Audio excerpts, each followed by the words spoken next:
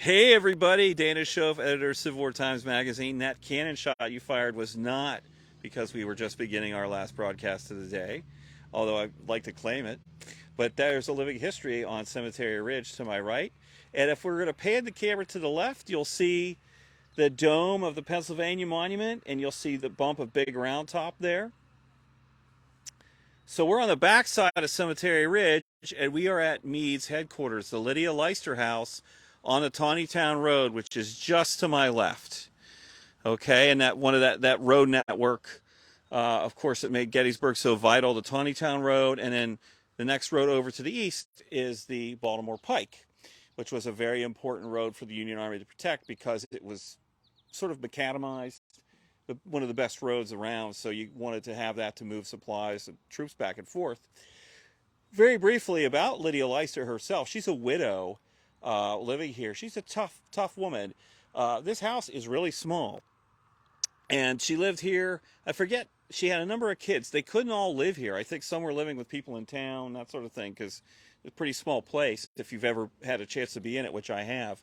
Um, and so after the battle, you've probably seen the famous photograph of the dead horses all around here because Confederate shell fire, the pre-Prickett's charge bombardment, is coming over the ridge into this area and exploding and causing a lot of problems.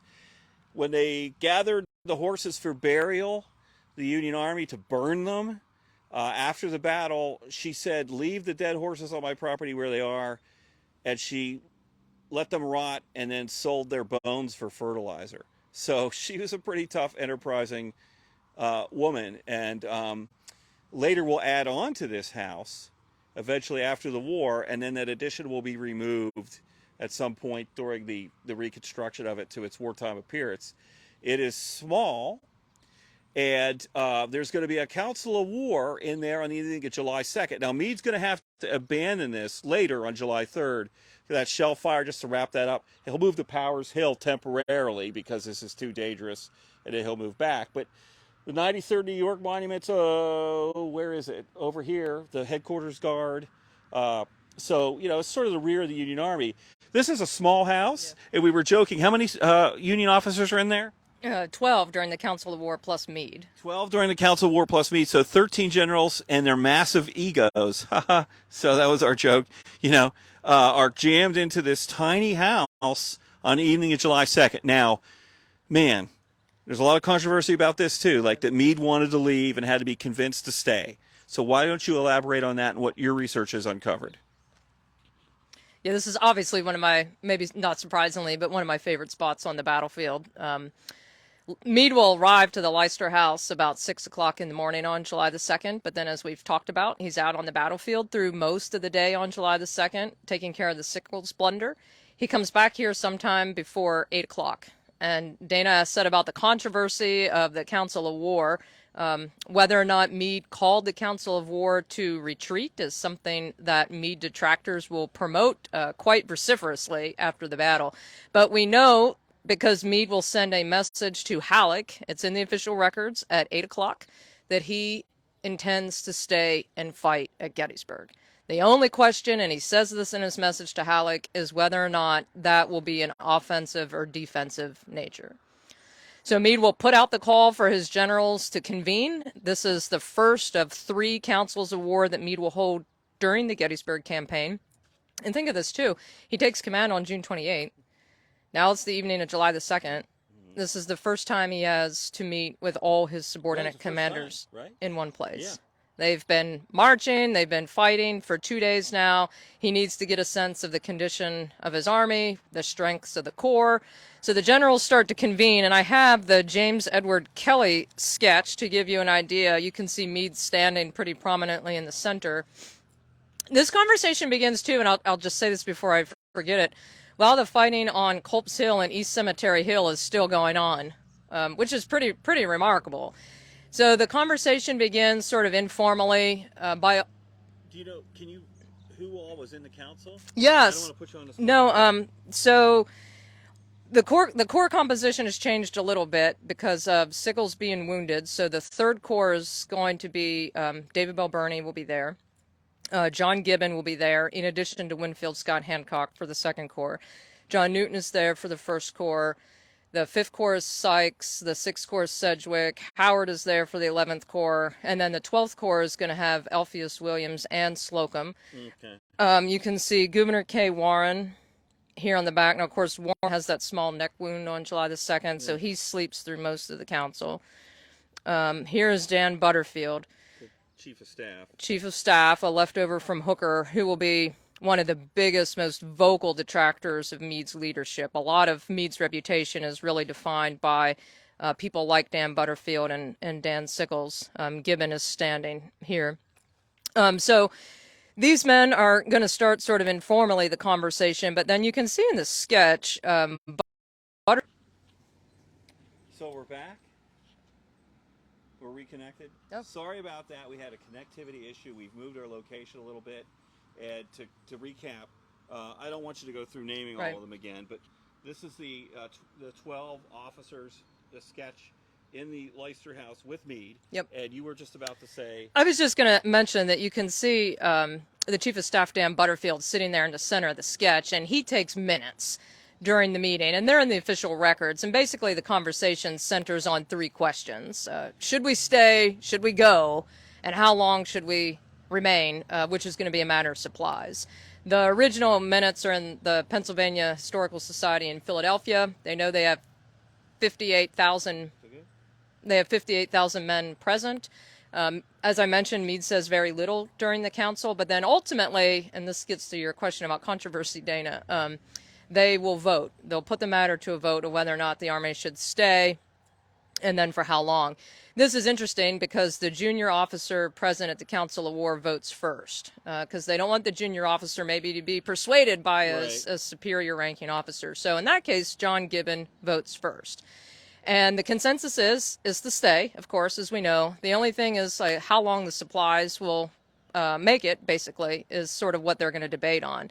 The council will wrap up somewhere around midnight, and the Union armies, we know, will remain and fight here another day. This becomes controversial because, as it turns out, and a lot of this is driven by people like Butterfield or Sickles or the Joint Committee on the Conduct of the War, these councils of war are used as evidence of Meade being a timid or cautious leader. That rather than making decisions himself, he needs to put these decisions to a consensus. I think that's absolutely ridiculous. Councils of war are not uncommon in the Civil War. Meade participates in one at Chancellorsville, of course. Hooker has one at the Chancellorsville campaign. Robert E. Lee has councils of war. But this is going to be something that Meade's detractors will use to say it's representing his sort of vacillating leadership. And it's the first of three, as I mentioned. He has one on the 4th, and he has one again down where we were last year at Devil's Backbone on July the 12th. July 12th, yeah. Last year we visited the site of a Council of War Meade had the pursuit of Lee to the Williamsport area. And, to Jennifer's point, he takes command on the 28th of June, and he's never had a chance to get together with all of his commanders. I mean, imagine if you're in that position and you are promoted to CEO of a company, and then all of a sudden you take over in the middle of a acquisition or something, right? You need you to meet your VPs. You haven't met them yet. Of course, you're going to counsel with them and talk to them. It's easy to criticize these guys until I think you start placing yourself in the same position and, realize how difficult this must have been. Considering he takes, when this council war is held, it's like two of the biggest battles of the Civil War just took place. Right. July 1 and 2. Yeah. And July 2 is still going on. Yeah. So, it's a lot to think about. So, let me ask you this. What got you interested in studying Meade in the first place?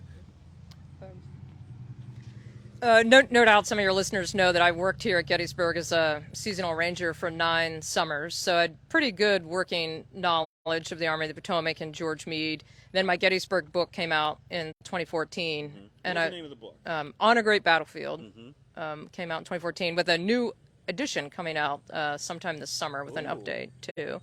But anyway, I was thinking about recent, what I wanted to work on, some kind of project, and it just seemed like so obvious. I was actually walking around the battlefield one day in the summer thinking about what I wanted to do, and biography on Meade just seemed like a perfect fit for my interest. When was the last biography done?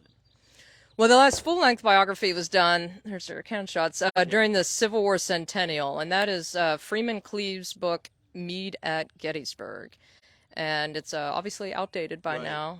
There's been some other people like Kent Masterson Brown worked on Meade's leadership at Gettysburg. John Selby has a book called Meade in Command, and he looks at 63 to 65. But there's not been a comprehensive biography of Meade done since the Civil War centennial. So I'm hopeful that my book will make an important contribution and rightfully restore the most important, successful commander of the Army of the Potomac to his proper place in American history. Ambitious goals. I gotta say, I have to commend you, Jennifer. When you talk in any setting, any medium, whether it's a lecture or one of these, you're so clear, concise, and understandable. And I just know that people that are listening out there are getting a lot of great information. Before we wrap up, Michael, come in here, please. I wanted to at least give one introduction to Michael Worker, Jennifer's husband, because Michael has an article in the most recent Civil War Times. What's the name of your Facebook group? My Facebook page is Michael Worker's Battlefield Perspectives, and it's been a project I've been working on for about the last 11 years. It looks at the commemorative era on the battlefield through photography. And well, how would you define the commemorative era? Commemorative era would be the period where the veterans are coming back to the field, placing their monuments as we see around us. The 1880s into the 1890s, they begin to die off as we turn into the new century. Right, and yeah, check it out because we ran some of the some really interesting images that Michael selected in our most recent issue, and it's fantastic to see how the battlefield changed and has continued to change, and how the veterans changed it when they came back. Check out your one more time on the Facebook page name. Michael Worker's Battlefield Perspectives. Michael Worker's Battlefield Perspectives. Really interesting stuff, and I know you'll like it. So, anybody watching, any questions? Yeah, Gwen Wittenbach wants to know if you have a title for your book. Meade book. My Meade book. Well, let me repeat the question. Gwen Wittenbach, thanks for watching. And the question was, does Jennifer have a title for her upcoming Meade book? And I'm going to add an addendum on it and say, when's it going to be for sale? Yeah, thank you for the question. Tentatively titled Meade at War, George Gordon Meade and the Army of the Potomac. Meade at War, George Gordon Meade and the Army of the Potomac. Now, the press could tweak that, but that's our working title. And right now, Dana asked about where I'm at in my project. I have 17 chapters written, and Meade has just crossed the James River, so I'm about to start the Petersburg campaign. So a little ways to go. Yeah, I'll be certainly writing through the rest of the year yet, but a lot of hard work is behind me, so I'm feeling pretty good at where I'm at, and I certainly appreciate everybody's interest in the project and support of my Meade research. What press is it with? Should be with UNC with Pete Carmichael Very and nice. Civil War America series. Nice. Yes. UNC Press, excellent. All right, folks, I hope you've enjoyed this. I think I was kind of excited about this. We had these 3 consecutive videos at a chronology, starting from the Emmitsburg Road back to Meade's headquarters, kind of following things in chronology and what happened and what Meade was doing on July 2. We're going to take a break for lunch, and I hope we're going to try to come back to you later in the afternoon from a sort of off the beaten path location I think you're going to enjoy. Until then, I thank you all for watching, and this is Dana Schoaf, Michael Worker, and Jennifer Murray signing off from the Lydia Leister House on the Gettysburg Battlefield, Meade's headquarters. See you later.